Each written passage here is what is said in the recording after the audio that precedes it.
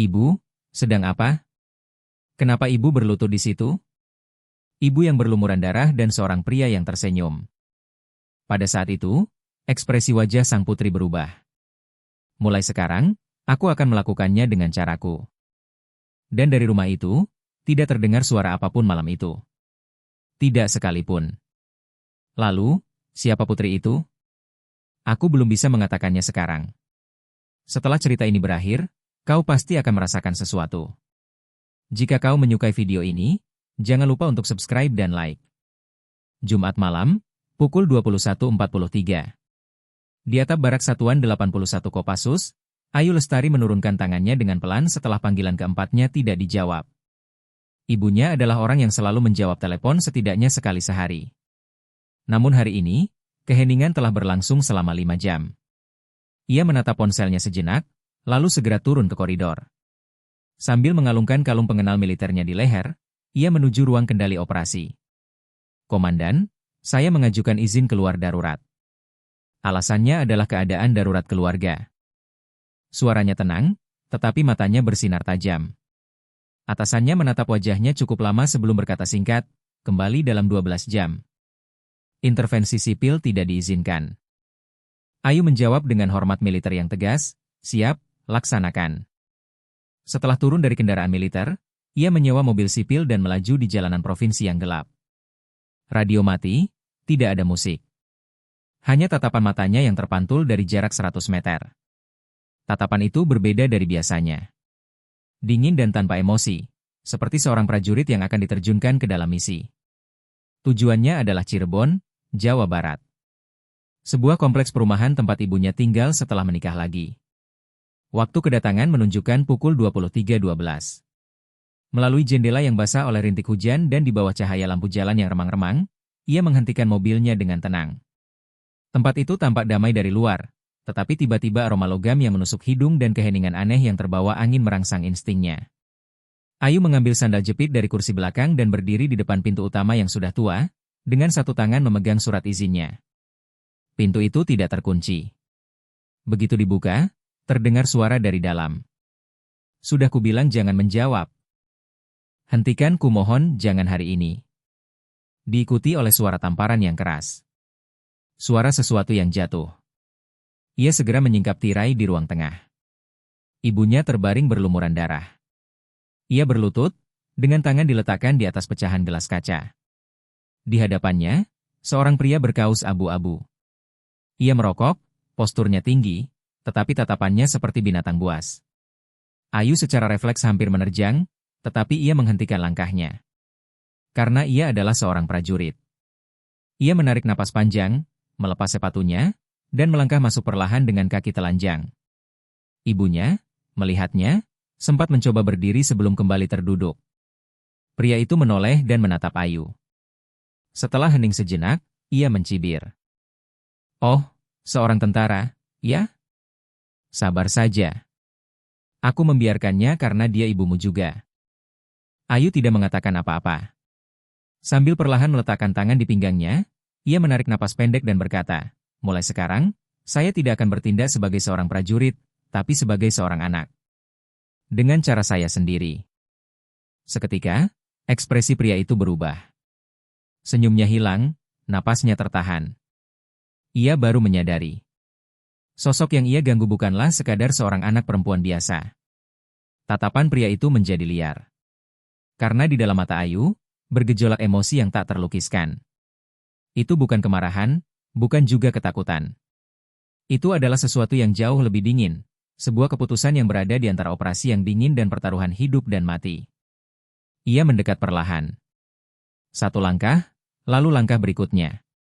Pria itu melempar rokoknya ke lantai dan berkata, "Hei, nona tentara.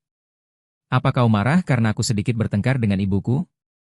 Kau kan bukan siapa-siapa, kenapa jadi heboh begini?" Ayu tidak menjawab.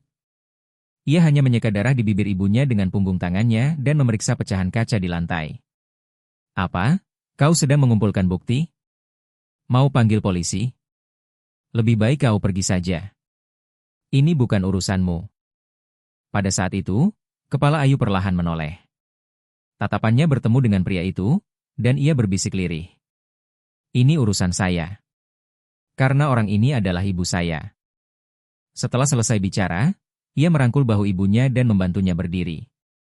Ibunya tidak bisa berkata apa-apa. Bibirnya bergetar hebat, dan matanya merah. Ayu belum pernah melihat wajah ibunya yang seperti itu. Bahkan ketika ibunya sadar di ruang ICU setelah operasi, wajahnya selalu menenangkan dirinya. Ibu tidak apa-apa? Ayu, pergi saja, ini berbahaya. Suara ibunya nyaris tak terdengar. Ayu menggelengkan kepalanya pelan. Ini bukan sekadar pertengkaran. Dan ini bukan kegiatan di luar dinas militer saya. Mulai sekarang, ini adalah operasi perlindungan. Ia mengeluarkan ponselnya dan memasukkan kode darurat. Sebuah sistem keamanan internal yang hanya berlaku di dalam satuan khusus. Sebuah kode pelaporan internal untuk prosedur penyelamatan keluarga, bukan untuk pertempuran. Namun, saat itu juga, pria itu tiba-tiba berbalik dan berlari ke arah dapur, dan di tangannya sudah ada sebilah pisau dapur. Kalau kau benar-benar tentara, kau harus sabar. Kalau kau tidak sabar sampai akhir, kita lihat saja siapa yang akan mati. Tatapan Ayu berubah. Ia mendorong ibunya ke belakang, ke dalam ruangan, sementara dirinya sendiri langsung berlutut di lantai. Pria itu sejenak terkejut. Apa-apaan ini? Tiba-tiba berlutut dan memohon? Ayu bergumam pelan. Seorang prajurit juga dilatih untuk bersabar. Dan tepat pada saat itu, dengan bertumpu pada lututnya, ia memutar tubuhnya seolah melambung dan dalam 1 detik, ia menyambar dan mematahkan pergelangan tangan pria itu. Pisau itu jatuh ke lantai, dan teriakan meledak dari mulut pria itu. Arg! Kau gila. Mulai sekarang, saya akan merespon sebagai warga sipil. Ayu dengan cepat memelintir lengan pria itu, mendorongnya ke dinding, dan melumpuhkan sebagian tubuhnya, benar-benar mengunci gerakannya. Pria yang terengah-engah itu akhirnya tidak bisa berkata apa-apa lagi. Ayu tidak melakukan kekerasan lebih lanjut. Ia hanya menahannya dalam posisi itu dan langsung menelepon polisi. Namun, tepat setelah melapor, ia menemukan sebuah lensa kamera kecil yang menempel di dinding. Pria itu tersenyum dengan santai. Lucu sekali. Itu semua terekam. Bahwa kau memukulku seperti ini. Seorang tentara menyerang warga sipil, apa kau sanggup menanggungnya? Ayu menatap kamera itu tanpa kata, lalu mulai melacaknya dengan ponselnya. Tak lama kemudian, ia menyadari ada seorang anak kecil yang mengintip dari balik pintu. Seorang anak laki-laki berusia sekitar 12 tahun. Ayu berhenti dan melambaikan tangannya pelan kepada anak itu. Di mata anak itu, terbersit rasa takut dan kelegaan yang aneh pada saat yang bersamaan. Saat itu, Ayu sadar. Ini bukan sekadar kekerasan dalam rumah tangga, melainkan sebuah sistem dominasi dan pengawasan. Begitu melihat mata anak itu, ketegangan yang terasa di ujung jari Ayu sejenak mereda. Namun, yang menyusul adalah rasa ngeri yang lebih dalam. Mata itu bukan sekadar mata yang ketakutan. Itu adalah mata seseorang yang telah lama menahan dan menanggung ketakutan yang sudah akrab. Nama anak itu adalah Joko. Adik tiri yang ikut tinggal bersama ibunya setelah menikah lagi. Ayu pernah bertemu dengannya sekali, tetapi saat itu pun anak itu tidak mengucapkan sepatah kata pun. Tidak apa-apa, Joko. Kakak tidak, aku akan melindungimu. Ayu perlahan mengulurkan tangannya untuk memeluk anak itu. Tetapi pada saat itu juga, anak itu secara naluriah mundur. Ia berhenti. Dan barulah ia sadar. Rumah ini benar-benar sebuah struktur yang tidak memungkinkan untuk bernapas. Di satu sisi dinding, ada kamera kecil lainnya, dan di sudut langit-langit, sebuah ventilasi udara yang seolah-olah dipasang seperti alat perekam. Rekaman, pengawasan, isolasi. Ini bukan sekadar kekerasan, ini adalah pengendalian. Ayu mengeluarkan ponselnya dan mengakses intranet internal satuan khusus. Kode yang ia masukkan adalah C17B. Sebuah kode klasifikasi yang hampir tidak pernah digunakan bahkan di internal militer. Prosedur penanganan target pengawasan sipil non-tempur, sebuah permintaan izin pengumpulan informasi tidak resmi. Beberapa saat kemudian, sebuah pesan suara tiba melalui jaringan sandi militer. Prajurit Ayu Lestari, target yang diminta bukanlah subjek perlindungan sipil, dan operasi yang dilakukan atas penilaian pribadi adalah pelanggaran peraturan. Mendengar pesan itu, ia tersenyum tipis. Lalu sekali lagi, ia mengetuk dinding rumah itu. Terdengar gema kosong. Dinding itu kosong di dalamnya. Ada sesuatu di dalam sini. Ia menelepon kantor polisi lagi. Namun, jawaban yang kembali kali ini sama. Laporan sudah diterima, tetapi alamat tersebut diklasifikasikan sebagai masalah internal keluarga sehingga sulit untuk mengirimkan patroli. Ia menundukkan kepalanya. Dan saat itulah ia teringat. Kakak laki-lakinya. Ketika ia berusia 17 tahun, setelah orang tuanya bercerai, Ayu tinggal bersama kakaknya. Kakaknya, yang 5 tahun lebih tua, selalu berusaha menanggung segalanya lebih dulu. Suatu hari, ketika ia pulang terlambat, rumah itu hanya dipenuhi bau darah dan keheningan yang dingin. Kakaknya terbaring, dan di sebelahnya ada sebuah tongkat bisbol dari besi. Saat itu pun polisi berkata, kekerasan dalam rumah tangga sulit dihukum jika bukan merupakan pelaku yang tertangkap basah. Kata-kata itu yang membawanya ke jalan sebagai seorang prajurit. Kali ini, aku tidak akan pernah bersabar.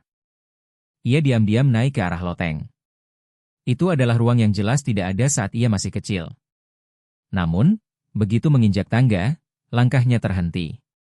Angin berhembus dari celah pintu, dan terasa aliran udara yang bercampur dengan bau mesiu yang aneh.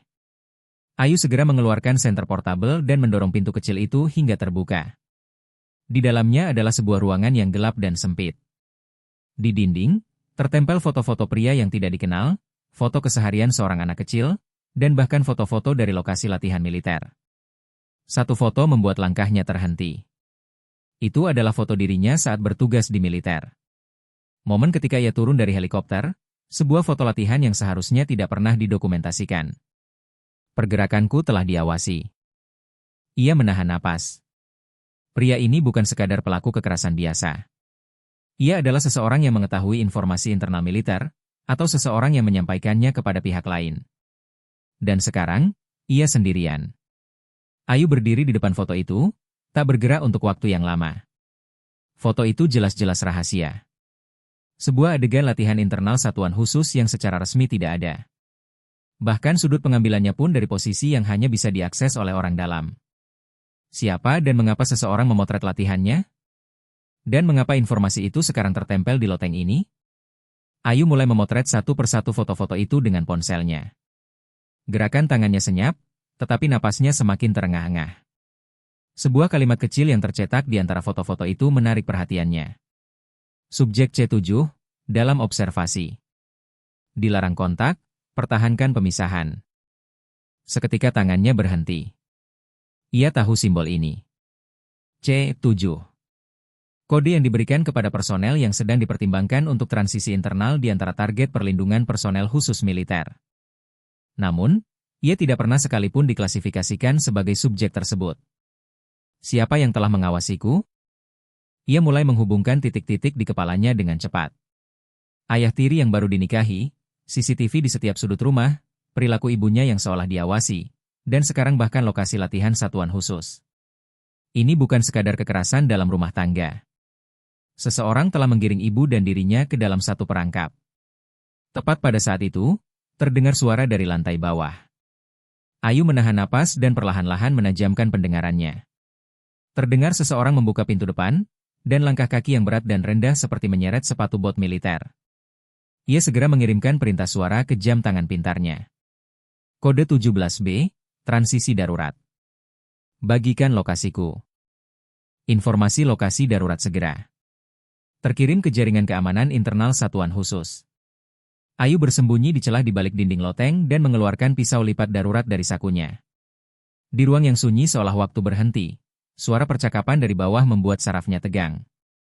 Aku tahu kau akan datang, Ayu. Kau memang tidak berubah dari dulu. Dulu saat kasus kakakmu juga, kau mencoba ikut campur seperti ini dan membuat masalah jadi besar. Matanya sedikit bergetar. Suara itu adalah suara ayah tirinya. Kau selalu penuh dengan rasa keadilan. Makanya kau gagal. Dulu maupun sekarang. Pada saat itu, sebuah emosi meledak di kepala Ayu. Kemarahan. Dan penyesalan. Ayu yang berusia 17 tahun, yang menangis sambil gemetar di lantai kantor polisi karena tidak bisa melindungi kakaknya. Mengingat dirinya pada hari itu saja sudah membuat tubuhnya kaku. Tapi kali ini berbeda. Ia diam-diam melipat pisaunya dan menutup pintu loteng dengan meminimalkan suara. Dan berkata pada dirinya sendiri, kali ini, aku yang akan menyelesaikannya sampai tuntas. Ayu dengan tenang bergerak ke jendela lantai 2 dan merendahkan tubuhnya. Mengingat rute pelarian yang dipelajari saat latihan taktis, ia keluar dari rumah dengan meminimalkan gerakannya. Kemudian, setelah bersembunyi di sebuah gudang tua di dekatnya, ia mengirim pesan sandi kepada seorang rekan melalui saluran aman. Titik Barat. D9. Pukul 22 Kode Lang. Penerima pesan itu adalah seorang agen intelijen mantan anggota tim pembubaran SAT-81 Kopassus. Seseorang yang pernah menjalankan misi bersamanya dalam operasi tidak resmi. Dan seseorang yang hingga kini lebih mengikuti kebenaran daripada perintah organisasi. Beberapa saat kemudian, balasan terkirim. Konfirmasi diterima. Estimasi tiba pukul 21.47. Apakah ini kasus C7? Ayu menjawab singkat. Lebih besar dari itu. Ia meletakkan ponselnya dan mengatur napas dengan tenang. Mulai sekarang, tugas yang harus ia lakukan hanya satu. Mengungkap semua kepingan puzzle. Menyeret struktur pengawasan, kekerasan, dan kebisuan ini ke hadapan dunia. Dan kali ini, tidak ada seorang pun yang bisa menghentikannya. Pukul 21.47, di depan sebuah gudang rel kereta api yang terbengkalai di pinggiran Cirebon. Kegelapan menyelimuti pintu besi berkarat dan lantai semen yang terkelupas. Ayu bersembunyi di semak-semak, memeriksa jam tangannya sesuai dengan waktu yang ia kirimkan dalam pesan sandi. Saat itu, dari kejauhan, sebuah mobil mendekat tanpa suara. Lampu depannya mati, dan jalur pergerakannya teratur seperti kendaraan operasi militer. Pria yang turun dari mobil mengenakan jaket parka hitam dengan topi yang menutupi separuh wajahnya. Melihatnya, Ayu mengangguk singkat. Lama tidak bertemu, Kapten Bima. Pria itu tidak tersenyum. Sebaliknya, ia berkata singkat. Siapa mereka? Kau bilang lebih besar dari C7? Ayu, alih-alih menjawab, menunjukkan foto-foto dari loteng yang tersimpan di ponselnya, foto latihan, kode pengawasan, dan catatan observasi. Alis Kapten Bima berkerut. Ini rahasia militer. Kalau ini bocor, kau juga akan habis. Kau tahu itu, kan? Masalahnya adalah ada warga sipil yang mendapatkan ini sebelum aku. Ayu menjawab dengan tenang. Kapten Bima menatap foto-foto itu cukup lama, lalu perlahan membuka mulut. Aku pernah melihat ini. Beberapa tahun lalu, saat insiden kebocoran data, ada seorang perwira internal yang menyerahkan data ke tim pengawas sipil. Tim pengawas? Ya. Bukan saluran resmi militer, tapi ada desas-desus bahwa para purnawirawan mendirikan perusahaan intelijen swasta untuk mengawasi dan mengelola para agen khusus. Ayu menyipitkan matanya. Tapi kenapa ibuku menjadi target pengawasan? Kapten Bima menatap lurus ke mata Ayu. Karena kau, Ayu. Kau ingat operasi tahun lalu itu? Ayu sejenak menahan napas. Musim dingin tahun lalu, misi infiltrasi di luar negeri. Akibat kebocoran informasi operasi, terjadi korban sipil, dan insiden itu dihapus dari catatan Ayu. Jangan-jangan saat itu jalur operasiku bocor, kan? Seseorang menjual data itu. Dan kau adalah satu-satunya yang selamat dari insiden itu. Ayu memegangi kepalanya. Ingatan mulai tersusun seperti kepingan puzzle. Sejak saat itulah. Ibunya tiba-tiba mengurangi kontak, ayah tirinya muncul secara aneh, rumah dipasangi CCTV, dan orang-orang di sekitarnya satu persatu memutuskan kontak. Untuk mengendalikanku, mereka menjadikan ibuku sebagai umpan. Benar. Cara untuk menahan kelemahan emosionalmu. Jika mereka menyentuhmu secara langsung, militer akan bereaksi, jadi ini adalah alat yang mereka ciptakan dari pihak sipil untuk melumpuhkanmu.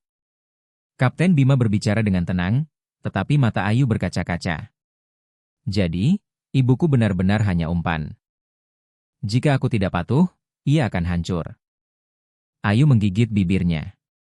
Makanya militer, meskipun tahu, pura-pura tidak tahu.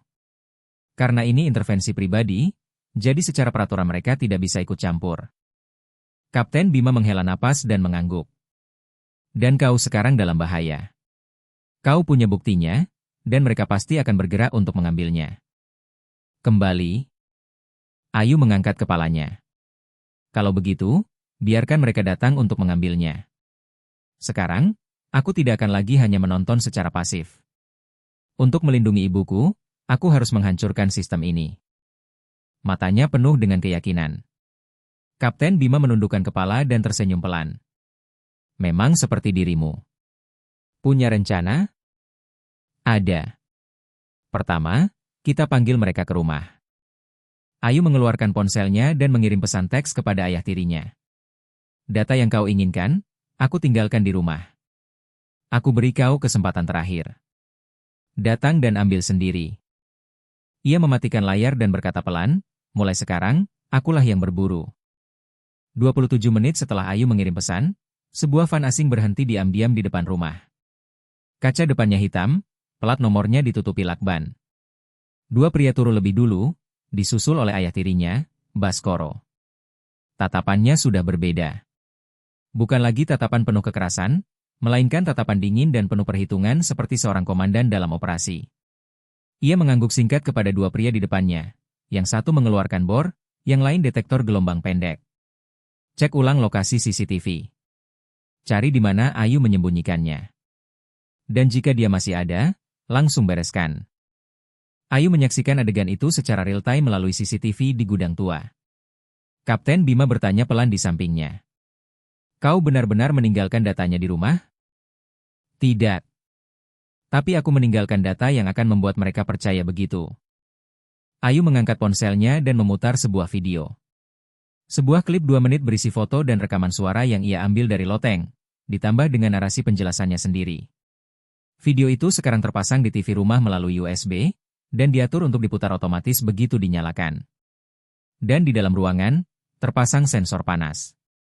Jika ada perubahan suhu terdeteksi, alarm akan berbunyi di titik tertentu, dan gangguan sinyal akan aktif, membuat lokasi GPS melompat ke tempat lain yang telah disamarkan. Jadi begitu mereka masuk, mereka akan percaya informasi palsu, kata Kapten Bima. Ayu mengangguk. Dan informasi itu akan menggiring mereka ke arah yang kita inginkan. Tiba-tiba, alarm berbunyi di dalam rumah. Salah satu anggota tim yang mencoba mengebor langit-langit menyentuh sensor deteksi di dalam dinding. Beberapa saat kemudian, sebuah pesan masuk ke ponsel Ayu. Perubahan suhu terdeteksi. Kode B tidak dieksekusi. Lokasi dialihkan ke titik perantara. Selesai? Ayu tidak tersenyum. Tatapannya tenang, dan dalam ketenangan itu tersimpan presisi setajam mesin. Mulai sekarang, aku yang merancang penilaian mereka. Kapten Bima menatapnya dan bergumam. Kau benar-benar seorang prajurit. Saat di mana emosi hilang dalam situasi operasi. Alasan orang-orang takut padamu. Tapi dalam hati, Ayu berkata, yang menakutkan bukanlah aku, tapi ketakutan akan kehilangan orang-orang yang harus kulindungi. Ia mengeluarkan peralatan komunikasi nirkabel dan sebuah drone kecil dari tasnya. Ia mengendalikannya sendiri, menerbangkannya di atas rumah, dan mulai memindai bagian dalam secara real-time. Mulai sekarang, rumah ini adalah medan perang yang kita ciptakan. Di layar monitor, ayah tirinya menatap langit-langit, seolah merasakan sesuatu, lalu menoleh. Ia menatap tajam ke arah kamera pengawas dan bergumam pelan. Ayu, aku tidak menyangka kau akan sejauh ini. Ia segera mengeluarkan ponselnya dan menelepon seseorang. Ubah rencana ke B. Kemungkinan data tidak ada. Ubah arah untuk mengamankan Ayu. Pada saat itu, sinyal gangguan gelombang pendek juga tertangkap di alat penerima Kapten Bima di gudang. Ayu, kita ketahuan. Mereka mulai melacak lokasi kita. Kita harus bergerak sekarang. Tapi Ayu dengan tenang menggelengkan kepalanya. Tidak. Belum. Kita akan melemparkan lebih banyak umpan agar mereka bergerak sesuai keinginan kita. Apa? Umpan apa? Ayu mengeluarkan sebuah buku catatan militer usang dari tasnya. Di dalamnya, tertulis memo tidak resmi dari operasi terakhir dan daftar tersangka jalur kebocoran. Di buku catatan ini, ada satu nama yang benar-benar mereka takuti. Siapa? Ayu perlahan membuka mulut. Mantan Kepala Staf Intelijen Komando Pasukan Khusus. Sekarang sudah pensiun, tapi kemungkinan besar dialah dalang sebenarnya dari organisasi ini. Kapten Bima menatapnya tanpa kata. Dan seolah menandakan dimulainya perang, Ia berkata, nama operasi, Elang. Dimulai sekarang. Meninggalkan gudang, keduanya bergerak menembus kegelapan. Kendaraan meninggalkan Cirebon dan menuju ke pinggiran Kuningan. Mata Ayu terus menatap ke depan tanpa berkedip, sementara Kapten Bima, dengan tangan yang mencengkeram kemudi, bertanya. Kau yakin? Kemungkinan dialah dalangnya. Ayu mengangguk. Orang itu, Jenderal Suryo Prakoso. Mantan Kepala Staf Intelijen Kopassus dan atasan saya dalam operasi tempur terakhir. Akibat kebocoran operasi itu, seorang warga sipil tewas. Tapi catatan saya dihapus, dan insiden itu secara resmi dianggap tidak pernah ada. Benar. Tapi seseorang mencatat seluruh operasi itu, dan seseorang menjualnya. Sebagai imbalannya, saya masuk dalam daftar kendali, dan ibu saya ditempatkan di bawah pengawasan. Sambil berkata begitu, Ayu mengeluarkan secari kertas memo yang terselip di dalam buku catatan militernya. Di sana, tertulis lokasi aktivitas Jenderal Suryo setelah pensiun dan daftar perusahaan keamanan swasta yang pernah berkontak dengannya. Salah satu dari daftar ini adalah tempat yang mereka gunakan sebagai kantor sekarang. Sebuah bekas pusat latihan bela negara yang terbengkalai di Kuningan. Mereka hanya mengganti namanya dan menjalankannya sebagai perusahaan jasa swasta. Kapten Bima mengangguk. Kalau begitu, kita mulai dari sana. Kendaraan mengikuti jalan tak beraspal yang berkelok-kelok dan setelah beberapa lama berhenti di depan sebuah gerbang besi tua. Grafiti militer dan papan nama yang pudar. Namun, dari dalam gedung, terpancar cahaya remang-remang. Kapten Bima membuka mulut. Mulai dari sini, ini adalah operasi. Aku akan menarik perhatian di depan, kau menyusup dari samping. Rute alternatif adalah pipa saluran air di sebelah kanan. Cara yang sama seperti yang kugunakan saat latihan militer dulu. Ayu tersenyum singkat. Ini adalah tempat saya berlatih 7 tahun yang lalu. Saya lebih tahu. Ia turun dari mobil dan menghilang ke dalam kegelapan, sementara Kapten Bima menyandang tas peralatannya di bahu dan berjalan menuju gerbang besi. Tujuan kedatangan? Tanya seorang penjaga. Kapten Bima meliriknya dari balik bahu dan berkata, mengambil peralatan. Saya datang atas perintah Pak Suryo 2 hari yang lalu. Mendengar itu, penjaga itu sejenak ragu sebelum mengangguk dan membuka gerbang. Pada saat yang sama, Ayu memanjat pipa saluran air di dinding belakang gedung, diam-diam naik ke lantai 2 dan menyusup ke dalam ruangan yang tampak seperti ruang operasi. Di dalam ruangan, sebuah server sedang berjalan, dan di depannya, 2 orang pria sedang melihat dokumen yang terbuka. Laporan observasi detail C7. Rencana perubahan penempatan agen internal. Ayu mengeluarkan USB, memasukkannya ke server, dan menjalankan perintah ekstraksi otomatis. Sementara itu, di lobi lantai 1. Saat Kapten Bima berdebat singkat dengan penjaga, seorang pria yang melewati koridor berhenti setelah melihatnya. Dia adalah Jenderal Suryo. Ia perlahan menatap Kapten Bima dan berkata, siapa namamu? Chandra, Pak. Saya datang untuk bertemu langsung dengan Bapak. Asal satuan? Mantan Sat 81. Pernah bertugas bersama Ayu. Ekspresi Jenderal Suryo sejenak mengeras. Ayu, anak itu rupanya masih bertahan.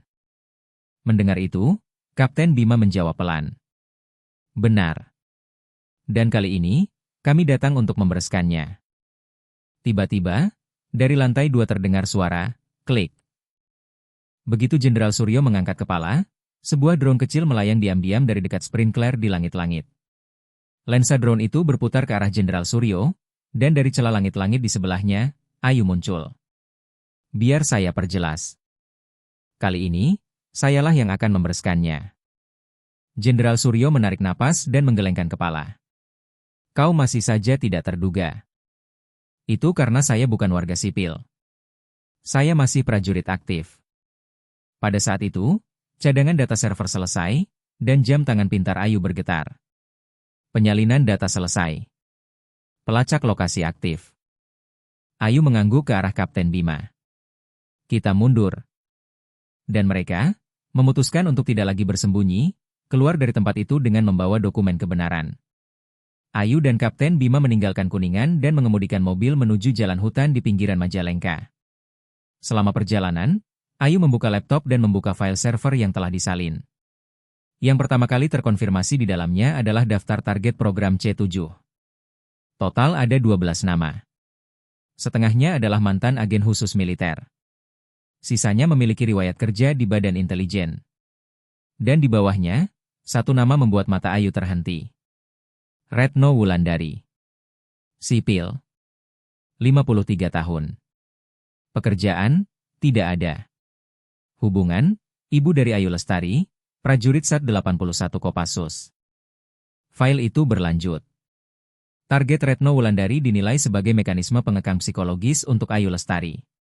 Pendekatan yang disarankan adalah pengawasan kehidupan dan pemutusan komunikasi personal, bukan kontrol langsung. Pertimbangkan tindakan persuasi atau eliminasi jika diperlukan. Tangan Ayu gemetar. Selama ini ia curiga, tetapi ia tidak pernah menyangka keberadaan ibunya diperlakukan secara eksplisit sebagai alat kontrol. Ia menggigit bibirnya erat-erat. Setelah menarik napas, ia menyerahkan laptop itu kepada Kapten Bima. Selama saya mengirim file cadangan ini ke pihak eksternal dari jarak jauh, tolong jemput ibu saya. Saya sengaja tidak ingin menyimpan file ini. Di mana ibu saya sekarang? Setelah malam itu, saya mendapat kabar beliau dipindahkan ke fasilitas perlindungan sementara. Seharusnya sekarang beliau ada di suatu tempat di Jakarta. Kapten Bima mengangguk. Baiklah. Selagi kau mengirimkan datanya, aku akan menjemput beliau. Tapi, keselamatanmu. Ayu tersenyum pelan. Sekarang, sayalah umpannya. Pihak yang mengawasi maupun yang menyerang pasti sedang kalang kabut karena data ini akan tersebar ke dunia. Ia memutuskan koneksi LTE di dalam mobil dan menuju ke menara pemancar stasiun Pangkalan Tua yang ada di puncak gunung. Di sana, masih ada port satelit darurat yang dulu digunakan oleh satuan khusus.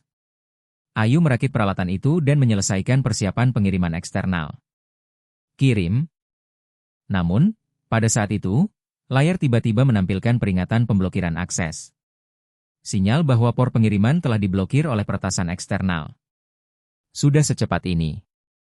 Ayu segera mencoba akses alternatif, tetapi dengan sinyal serangan yang terus-menerus, itu tidak mungkin lagi.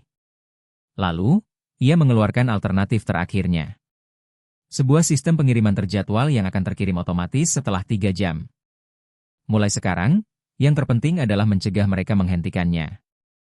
Saat itu, di Jakarta. Kapten Bima diam-diam berhadapan dengan Ibu Retno yang sendirian di ruang rawat inap rumah sakit. Ibu Retno, Anda ibunya Ayu, kan? Retno mengangkat kepala dengan mata ketakutan. Apa terjadi sesuatu pada Ayu? Tidak. Kali ini, Ayu yang melindungi. Sekarang giliran ibu. Retno perlahan membuka matanya. Dan seolah sesuatu yang lama terpendam runtuh, ia perlahan membuka mulut. Sebenarnya, saya tahu semuanya. Orang-orang itu mengawasi saya sejak awal. Mereka bilang jangan katakan pada Ayu. Katanya kalau saya bicara, sesuatu akan terjadi pada Ayu. Kedua tangan Retno gemetar. Ia menundukkan kepala dan terisak.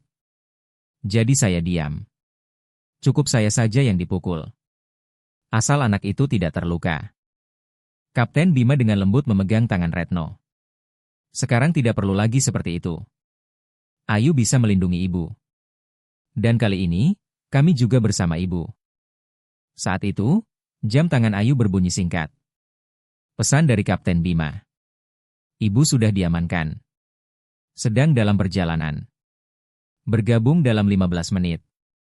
Ayu akhirnya merasa persiapan untuk pertarungan terakhir telah selesai. Dan ia berkata, yang harus dikirim bukan hanya data. Yang harus dilindungi juga ada di dalamnya. Di dalam gedung stasiun Pangkalan Tua di puncak gunung, Ayu dengan tenang memeriksa peralatan. Pengiriman terjadwal satelit sudah diatur, dan sekarang yang tersisa hanyalah menjaga waktu 2 jam 46 menit. Ia meletakkan pemblokir sinyal taktis kecil di atas lututnya dan menatap kegelapan yang menyelimuti luar jendela. Tiba-tiba, radio komunikasi berbunyi dengan suara statis singkat dan menerima sinyal. Tempat ini sudah dikepung. Jika melawan, akan segera dilumpuhkan. Sinyal dari pihak Jenderal Suryo. Mereka bukan polisi atau militer, melainkan personel bersenjata swasta yang tidak dikenal. Dalam arus yang tak terhentikan, Ayu menarik napas dalam-dalam. Ia memanjat dinding dan satu persatu melepaskan baterai cadangan yang terpasang pada peralatan di atap, memusatkan inderanya pada ujung jarinya seolah sedang membuka gembok. Waktu ini, akulah yang menjaganya. Sementara itu, di kaki gunung, Kapten Bima menatap Ibu Retno yang duduk di kursi penumpang di dalam mobil SUV. Sebentar lagi kita akan bertemu Ayu. Retno mengangguk sambil mengepalkan tangannya erat-erat. Bibirnya kering, dan matanya masih menyimpan ketakutan, tetapi di dalam pupil matanya, terpancar tekad yang jelas. Kali ini, sayalah yang akan menemuinya. SUV itu dengan hati-hati menaiki jalanan gunung yang tidak beraspal. Tiba-tiba, dari depan, sebuah van hitam dengan lampu yang menyilaukan memblokir jalan. 3 orang bersenjata turun dari mobil. Di satu tangan memegang tongkat, di tangan lain pistol berperedam suara. Orang di dalam mobil, keluar. Kapten Bima tidak membuka pintu, hanya menginjak rem dengan tenang. Ia sedikit menoleh ke arah kursi penumpang dan berkata, "Kunci jendela. Jangan pernah buka pintu, jangan pernah keluar." Retno mengangguk dengan mata terpejam. Tiba-tiba, Kapten Bima menendang pintu pengemudi hingga terbuka, menyambar lengan salah satu anggota tim lawan, memelintirnya, dan mendorongnya menjauh. Pertarungan singkat. Butuh kurang dari 10 detik untuk menjatuhkan 2 orang ke tanah. Sebelum orang ketiga sempat mengeluarkan pistol, Kapten Bima menerjangnya dan membenturkannya ke badan mobil. Sementara itu, SUV itu kembali menyalakan mesin dan melaju ke atas. Di radio, terdengar suara singkat Ayu. 1 menit lagi. Gangguan elektronik eksternal. Terdeteksi beberapa anggota tim mendekat. Kapten Bima, laporkan situasi. Kapten Bima, sambil memegang radio, menjawab, kontak skala kecil selesai. Target diamankan. Segera tiba. Ayu memejamkan matanya. Ia turun ke ruang komunikasi bawah tanah dan mulai melakukan tindakan terakhir. Ia memasang kapsul anti ledakan di sekitar peralatan pengiriman dan mengaktifkan sistem ganda yang akan menyalakan peralatan cadangan secara otomatis jika gangguan sinyal melebihi batas tertentu. Ini bukan informasi saya, tapi hak publik. 30 menit kemudian, SUV tiba di puncak gunung. Sebelum pintu terbuka, Ayu berlari ke arah mobil itu. "Ibu." Begitu Retno membuka pintu dan turun, Ayu langsung memeluknya. Tidak ada kata-kata, tidak ada air mata. Hanya pelukan erat seluruh tubuh, di mana emosi yang lama tertahan dan tertekan runtuh dalam kehangatan satu sama lain. "Ayu, maafkan ibu. Ibu benar-benar minta maaf. Sudah cukup, Bu. Sekarang tidak ada lagi yang bisa menyentuh ibu. Ibu dan aku, kita tidak akan hidup bersembunyi lagi." Kapten Bima menatap kedua orang itu dan mengangguk kecil. Tapi saat itu juga, lampu alarm stasiun pangkalan mulai berkedip merah dan berbunyi. Terdeteksi upaya pemutusan jalur koneksi utama. Gangguan sinyal 37%. Ayu membuka matanya dan berlari ke arah peralatan. Waktu yang tersisa sekarang tepat 1 jam 18 menit. Dan itu adalah waktu dimulainya konfrontasi frontal yang sesungguhnya. Di dalam stasiun pangkalan tua di puncak gunung. Peralatan pengirim satelit di depan Ayu bergetar singkat sambil memancarkan lampu peringatan merah. Waktu yang tersisa hingga pengiriman otomatis adalah 2 jam 46 menit. Namun, sinyal gangguan tingkat rendah sudah mulai menyusup ke jalur pengiriman. Ia segera membuka jendela pengaturan, melacak balik lokasi gelombang pengganggu, dan di peta, gangguan sinyal di arah barat laut ditandai merah dan mendekat secara real-time. Ada tanda-tanda penyusupan. Kemungkinan besar serangan sesungguhnya akan terjadi dalam 30 menit. Mendengar laporan Ayu, Kapten Bima mengalihkan pandangannya keluar jendela. Dalam kegelapan pekat, dahan-dahan pohon bergoyang ke arah yang seragam.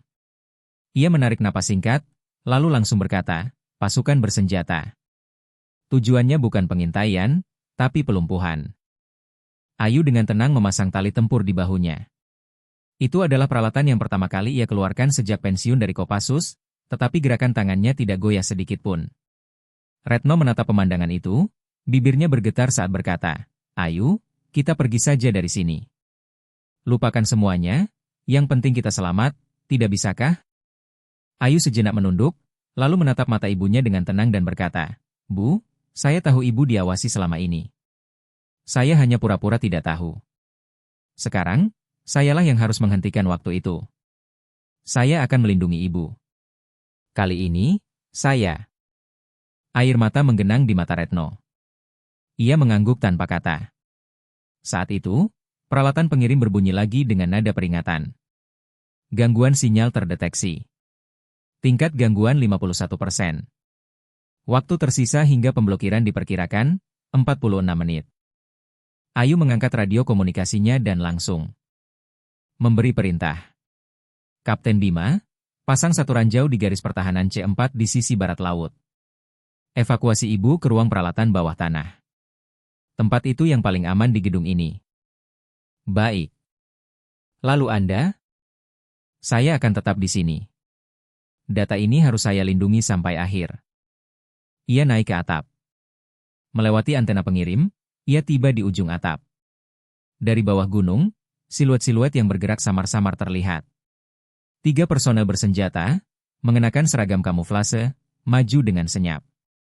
1 orang membawa senapan dengan alat bidik, 2 lainnya bersenjatakan pisau, tongkat, dan alat penerima. Ayu dengan tenang mengeluarkan pistol kecil dan membidik prajurit yang pertama kali menyusup dari sisi. Tanpa ragu sedikit pun, ia menarik pelatupnya. Suara peredam yang teredam terdengar, dan prajurit itu jatuh. 2 orang yang tersisa secara refleks tiarap dan bergerak, tetapi Ayu sudah mengalihkan pandangannya. Saat itu, Kapten Bima mengunci pintu ruang peralatan bawah tanah dan mengevakuasi Retno dengan aman di dalamnya. Anda aman di sini. Jangan pernah buka pintu. Ayu pasti akan melindungi Anda. Retno mengangguk sambil terisak. Tolong bawa Ayu kembali dengan selamat. Ya. Saya pasti akan melakukannya. Kapten Bima keluar dari ruang bawah tanah dan kembali ke koridor gedung. Ia berlutut menghadap pintu masuk dan perlahan mengisi peluru pistolnya. Ia menarik napas pendek dan bergumam seperti pada dirinya sendiri, sudah lama sekali tidak setegang ini. Tiba-tiba, dari pintu besi di pintu masuk terdengar suara dentuman keras. Segera disusul oleh 3 pasang langkah kaki. Sebagian personel bersenjata sudah mulai menyusup ke dalam. Kapten Bima mengarahkan moncong pistolnya tepat ke pintu masuk dan membagikan informasi lokasinya ke jam tangan Ayu. Penyusupan terdeteksi. Akan saya tahan di sisi pintu masuk. Tolong bertahan hingga waktu yang tersisa. Ayu yang berada di atap menjawab singkat. Terima kasih. Saya akan melindunginya sampai akhir. Ia mengatur napas dan bergerak ke lokasi kedua. Peralatan cadangan yang ditempatkan di sebelah peralatan pengirim kini tinggal 34 menit 27 detik lagi untuk aktif. Ia berkata pelan pada dirinya sendiri, operasi dimulai sekarang. Di koridor dekat pintu masuk gedung. Kapten Bima mempertahankan posisi bidiknya sambil berlutut. Melalui celah pintu besi yang melengkung terbuka, 3 personel bertopeng menyusup masuk dengan senyap. Salah satunya menjatuhkan alat penerima ke lantai, menimbulkan suara logam singkat. Sebuah celah sesaat. Kapten Bima tidak melewatkan momen itu. Pelatu pertama ditarik, dan bersamaan dengan tembakan kedua, anggota tim yang bergerak dari samping jatuh. 1, 2. Ia menghitung dalam hati. Sementara itu, notifikasi singkat dari jam tangan Ayu terdengar. Waktu tunggu pengiriman tersisa, 28 menit 44 detik. Kapten Bima menarik napas sejenak, bergerak di sepanjang dinding, dan mencabut pin pengaman granat kecil yang telah ia pasang di sudut. Begitu pin logam itu menyentuh lantai, ia langsung bersembunyi. Suara ledakan terdengar, dan pasukan di pintu masuk serentak terpencar. Saat itu, di atap, Ayu berlutut di depan peralatan pengirim, mengawasi situasi di darat dan memprediksi rute pergerakan personel yang menyusup. Di belakangnya, 2 personel lain menyempitkan pengepungan di sepanjang punggung gunung.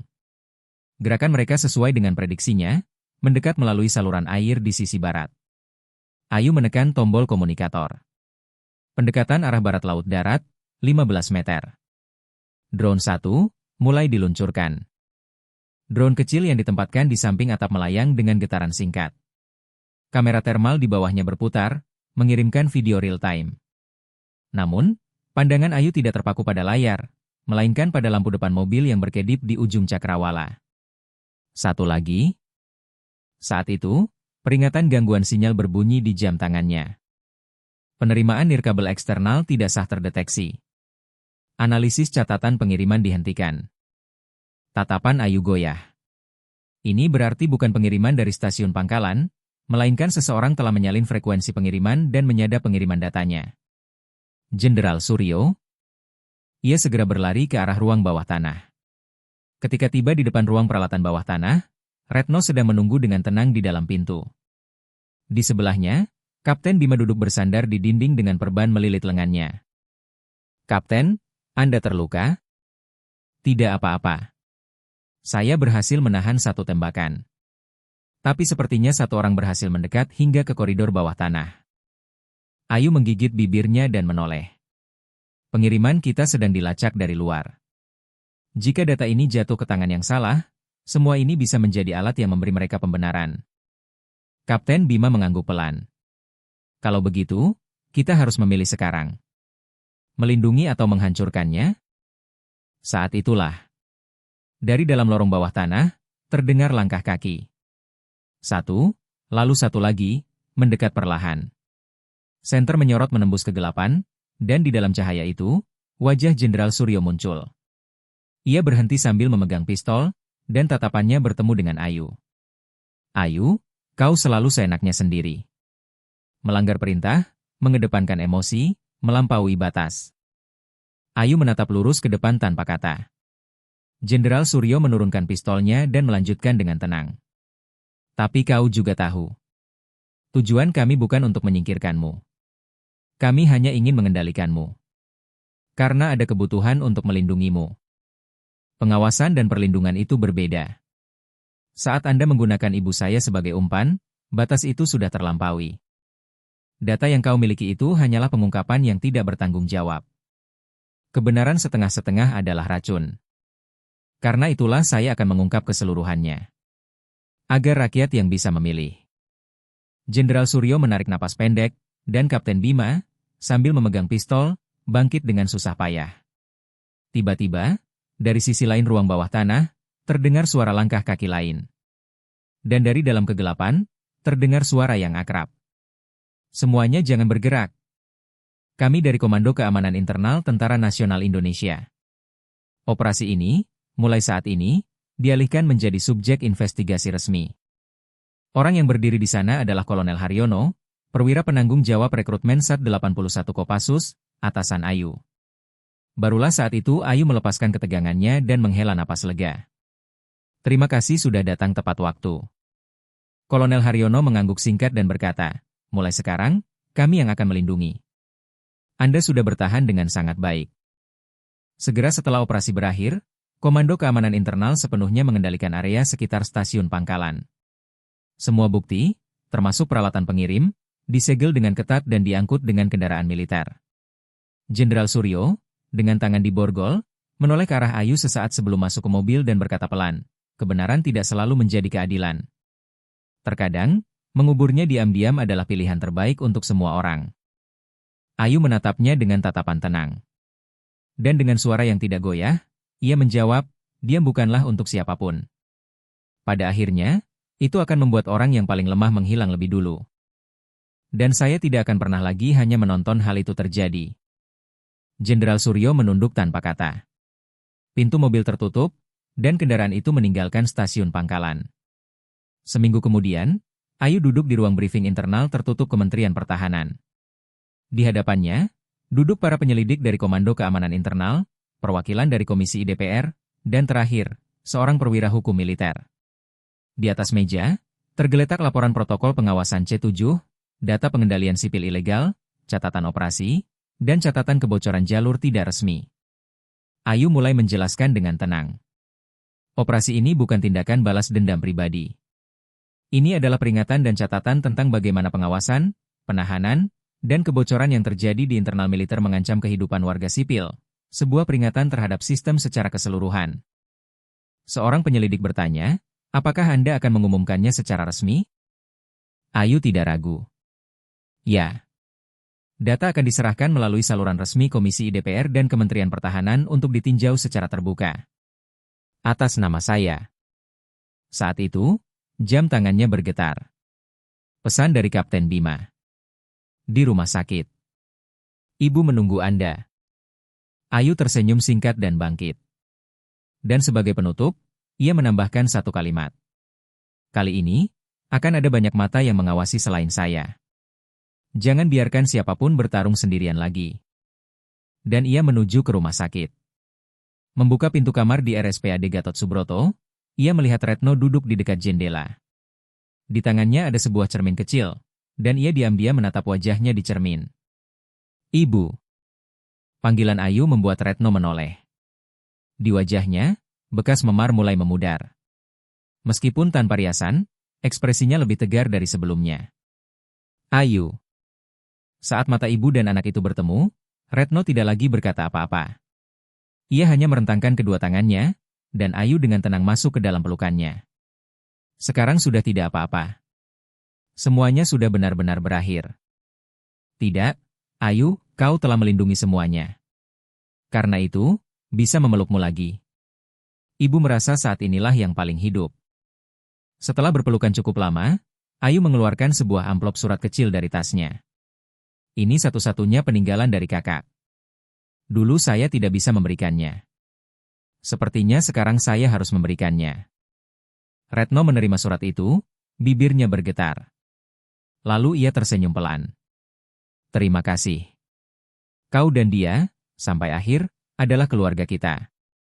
Ayu menatap keluar jendela. Di bawah langit yang disinari cahaya musim semi, sepertinya sedikit waktu untuk bernapas tanpa kebohongan telah diizinkan. Dan dalam hatinya, ia bergumam satu kalimat pelan. Sekarang, akulah yang akan melindungi.